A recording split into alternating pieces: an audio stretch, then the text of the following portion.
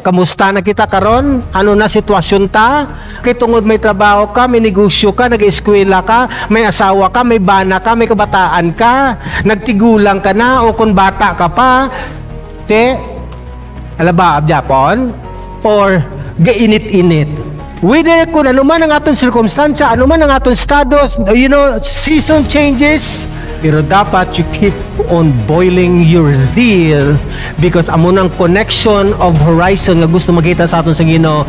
Biskan pa nagabago ang panahon, nagabago ang aton position, ang aton estado, hindi dapat mabago ang kainit mo kay Lord. Kay miara na sa nagligad nga ang first 10 years sang iya nga pag-alagad kay Lord, grabe gid ka baga-baga. Isa nagpangamuyo siya, makatrabaho, makapamanan, makasawa, makabata, makanegosyo, mag-promote. Duway na.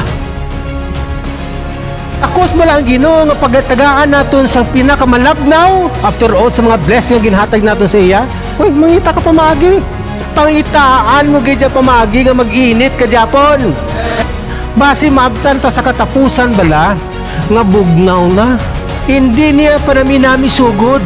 We need to understand something about, kung paano kita dapat magiging mainit hasta sa katapusan. Kay may ara namin sa una, pero sa katapusan o sa tunga-tunga, uway na. Recognize your true condition. Sa Revelation chapter 3 verse 17, and it says, because you say, maybe way tagahambal, nga nang pabugal kay gamanggaranon ko, duway na ko sang kinahanglan. But the Lord knew, di ba? Silinda sa Hebrews chapter 4, for I know the intents of your hearts. I know the very hairs of in your head.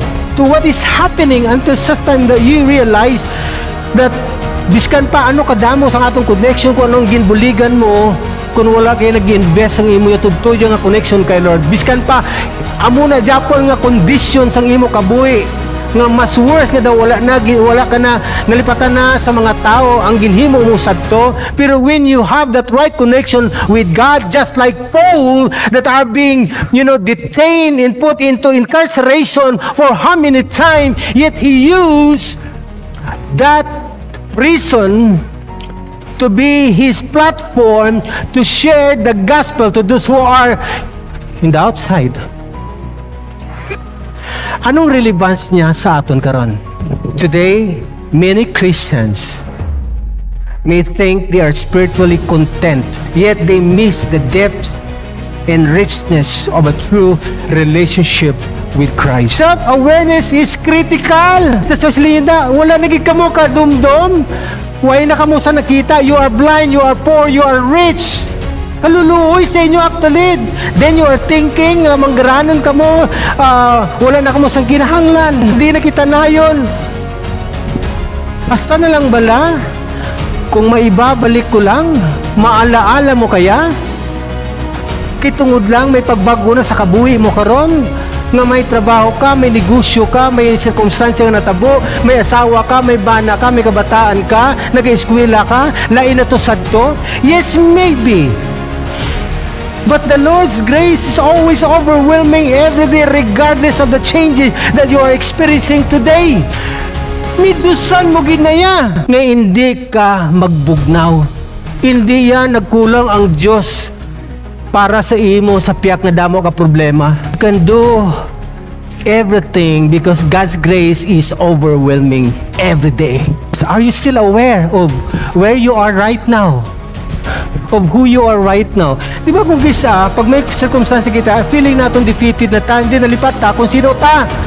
We are of God and we are His children. We are His servant. We are His friend. Self-awareness of who we are.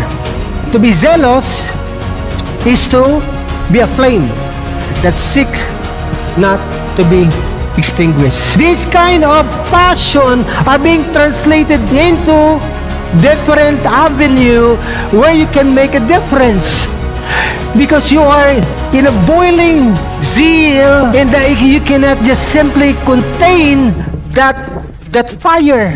Romans chapter 11, not lagging in diligence but keep your fervor serving the Lord.